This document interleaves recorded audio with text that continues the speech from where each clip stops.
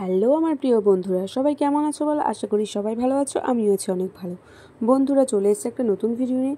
আর ভিডিওটা হচ্ছে, যদি তোমার সব কাজে বাধা আসে, অর্থের ক্ষতি হয়, ঝগড়া ঝাঁটি অশান্তি হয়, তাহলে যে কোনো দিন করুন এই টোটকা। তো টোটকাগুলো কি কি অবশ্যই তো তোমাদের বলবো। তার আগে যারা আমার চ্যানেলে নতুন আছো তারা অবশ্যই কমেন্ট করে জানাবে, আর ভিডিওটা ভালো লাগলে লাইক কমেন্ট শেয়ার আর চ্যানেলটা সাবস্ক্রাইব করে দেবে। তো চলো বন্ধুরা, ভিডিওটা শুরু করছি। বন্ধুরা, আজকের ভিডিওতে আমরা দুর্ভাগ্য সম্পর্কে জানতে যাচ্ছি। আজকে আমরা আলোচনা করব দুর্ভাগ্য কী, আর জীবনে দুর্ভাগ্য কিভাবে আসে এবং আমরা কিভাবে আমাদের দুর্ভাগ্য দূর করতে পারি, সেইগুলোই তোমাদেরকে আজকে বলবো। বন্ধুরা, দুর্ভাগ্য বিভিন্নভাবে আমাদের জীবনে প্রবেশ করতে পারে।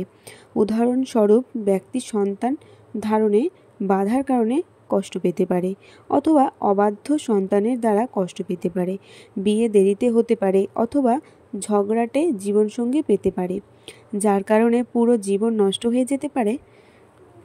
আয়ের সঠিক উৎস না থাকায় সারা জীবন ঋণে ডুবে থাকতে হবে। এর ফলে ব্যক্তি মানসিকভাবে দুর্বল হয়ে পড়তে পারে। শত্রুর কালো জাদুর কারণে জীবন নষ্ট হয়ে যেতে পারে। দুর্ঘটনার ফলে সারা জীবনের জন্য পঙ্গু হয়ে যেতে পারে। অতএব দুর্ভাগ্য অনেক রূপে আমাদের জীবনে প্রবেশ করতে পারে, যে কোনো রূপে। এর কোনো বিশেষ রূপ নেই। এমন সময় একজন ব্যক্তি চারদিক থেকে কষ্টে ঘিরে থাকে, সেই সময়কে দুর্ভাগ্যের সময় বলা হয়, বা খারাপ সময় বলা হয়, বা কঠিন সময় বলা হয়। প্রত্যেকেই আমাদের কষ্টের সময় থেকে বাঁচতে হয়, প্রত্যেকের, এবং এর জন্য তারা পূজা পাঠ প্রতিকার ইত্যাদি করে চেষ্টা চালিয়ে যায়। জ্যোতিষশাস্ত্র অনুসারে দুর্ভাগ্য বা খারাপ সময় আমাদের পূর্বের কর্মের ফল হতে পারে, বা রাশিতে গ্রহ নক্ষত্রের খারাপ অবস্থান হতে পারে। খারাপ সময় মানুষকে ভাগ্যের উপর নির্ভর করতে শেখায়, কারণ সেই সময় কঠিন পরিশ্রম করেও কোনো লাভ হয় না।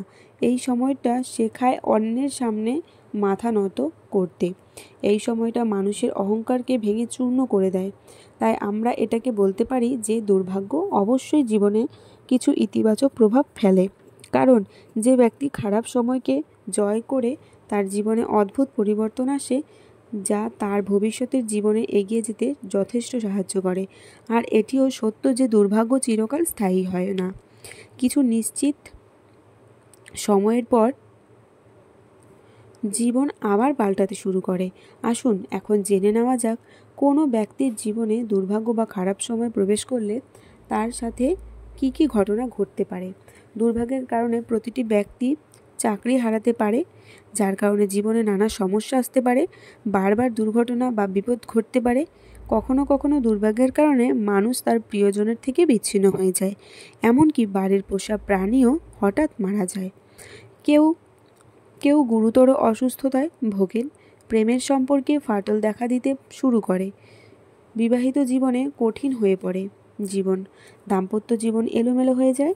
মানসিক চাপের কারণে আপনি আপনার ক্ষুধা হারাতে শুরু করেন। পরিবারের সদস্যদের মধ্যে শুরু হয় উত্তেজনার পরিবেশ, শুরু হয় অনাকাঙ্ক্ষিত লড়াই। ভুল সিদ্ধান্তের ফলে বিপুল আর্থিক ক্ষতিও হয়। সমাজে অন্যায় কাজে জড়িত থাকার কারণে মানহানিও হতে থাকে। ব্যবসায় ব্যাপক লোকসান হতে থাকে। চালু ব্যবসা বন্ধ হয়ে যেতে পারে যদি একজন ছাত্রের ভাগ্য খারাপ হতে শুরু করে। তবে পড়াশোনায় অনেক ঝামেলা আসবে। কোনো অসুস্থতা বা দুর্ঘটনার কারণে পড়াশোনায় বাধা আসতে শুরু করে। মানুষের জীবনে যখন দুর্ভাগ্য বা খারাপ সময় আসে, তখন জীবনকে বোঝা যায় না, কিন্তু ব্যক্তি 24 ঘন্টা নেতিবাচক চিন্তাভাবনা করতে থাকে। এমনকি যখন খারাপ ভাগ্য জীবনে প্রবেশ করে, তখন ব্যক্তি বিরক্ত হয়ে আত্মহত্যার চেষ্টাও শুরু করে। আর্থিক সীমাবদ্ধতা, মানহানি, মানসিক চাপ, সামাজিক চাপ সবই একজন মানুষের জীবনে একবার প্রবেশ করতে শুরু করে, আর এই সময়টাকে দুর্ভাগ্য বলা হয়। আসুন জেনে নেওয়া যাক, মানুষের জীবনে খারাপ ভাগ্য প্রবেশ করতে শুরু করলে কি করবেন। জ্যোতিষশাস্ত্র অনুসারে প্রতিটি সমস্যার পিছনে কিছু বিশেষ কারণ থাকে, এবং সেই কারণটি শুধুমাত্র রাশিফল দেখলেই বোঝা যায়।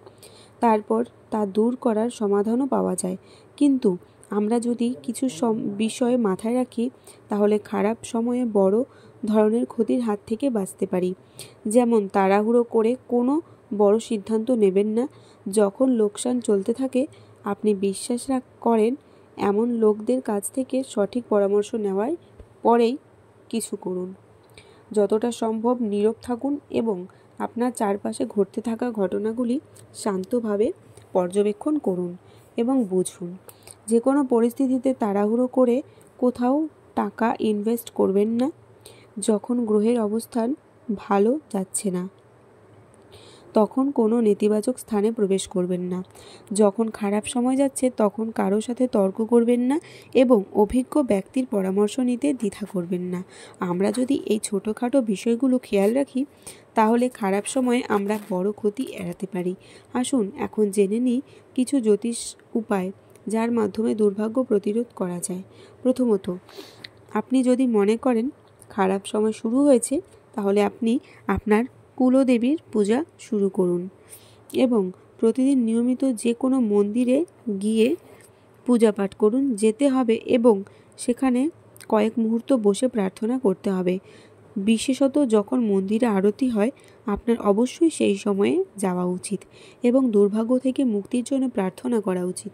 প্রতিদিন কিছু সময়ের জন্য সৎসঙ্গে উপস্থিত হওয়া উচিত, অর্থাৎ ইতিবাচক চিন্তাধারার লোকদের সাথে সময় কাটানো উচিত, যারা আপনাকে অনুপ্রেরণা দিতে পারে।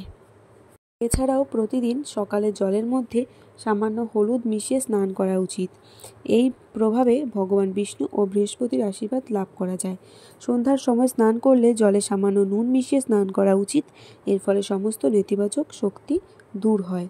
এছাড়াও লাগাতার অর্থ সংক্রান্ত বা অন্য সমস্যা দেখা দিলে পঞ্চমুখী বজরংবলীর আরাধনা অত্যন্ত শুভ বলে মনে করা হয়।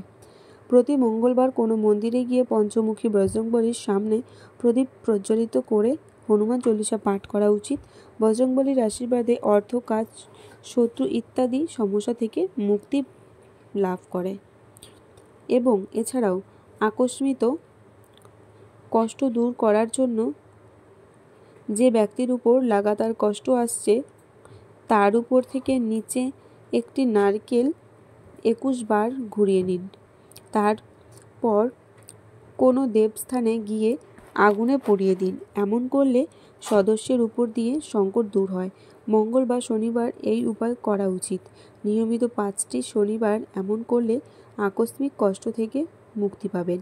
যারা সবসময় অসুস্থ থাকেন এবং কষ্ট পান, তাদের জন্য এই উপায় একদম কার্যকরী, অনেকটা কার্যকরী উপকারিতা পাবে। সবশেষে বলতে চাই, দুর্ভাগ্যকে ভয় করা উচিত নয়, আতঙ্কিত হওয়া একেবারেই উচিত নয়।